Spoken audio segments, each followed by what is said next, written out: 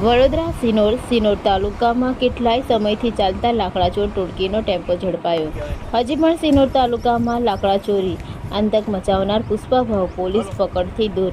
સિનોર તાલુકાના મિઢોળ સિનોર જતા માર્ગ પર ગેરકાયદેસર વૃક્ષો કટિંગની બાતમી મળતા વન રક્ષક અધિકારી વિપુલભાઈ રબારી સાહેબ તેમજ શંકરભાઈ પ્રજાપતિ સાહેબ દ્વારા સ્થળ પર પહોંચીને તપાસ કરતા કૈલાસપતિ નામના લોકોવાળો ટેમ્પો કે જેનો રજિસ્ટ્રેશન નંબર GJ23T7872 નામનો ટેમ્પામાં લાકડા ભરી વહન કરતા નજરે પડતા તેને રોકી તેના પર કાયદેસરની કાર્યવાહી હાથ ધરવામાં આવી હતી।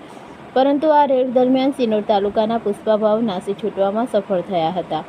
વન રક્ષક અધિકારીઓની ટીમે સ્થળ પરથી લાકડા કટિંગનું મશીન તેમજ પાણીનો જંગ તેમજ ટેમ્પાને ઝડપી મામલતદાર સાહેબને સુપ્રત કરાયો હતો।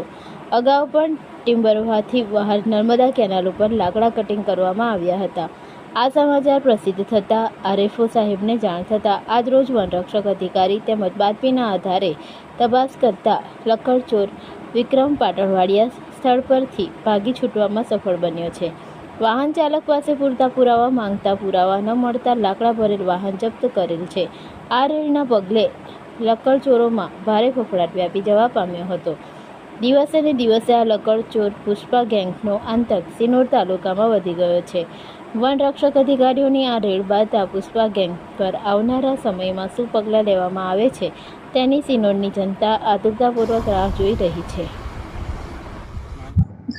હું વીઆર રબારી વન રક્ષક મોટા પોપડિયા એસ પ્રજાપતિ સાહેબ વનપાલ સાડલી જેઓને આજ રોજ સાડલીથી સિનોર રોડ ખાતે ગેરકાયદેસર વૃક્ષ કટિંગની માહિતી મળતા તેઓ સાથે રહી સ્થળ પર તપાસ કરી સદર એક સિરિયસના વૃક્ષનું કટિંગ ચાલતું હોવાની અમને જાણ થયેલ।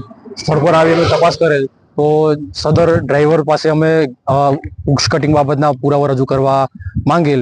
એ લોકોએ કોઈ પણ પુરાવા રજૂ કરેલ ન હોય। સદર કટિંગ ગેરકાયદેસર ચાલતું હોવાથી સૌરાષ્ટ્ર વૃક્ષ સર્જન ધારો 1951 અંતર્ગત અમે કાર્યવાહી હાથ ધરેલ છે અને સદર તપાસ મામલતદાર સાહેબને સોંપેલ છે।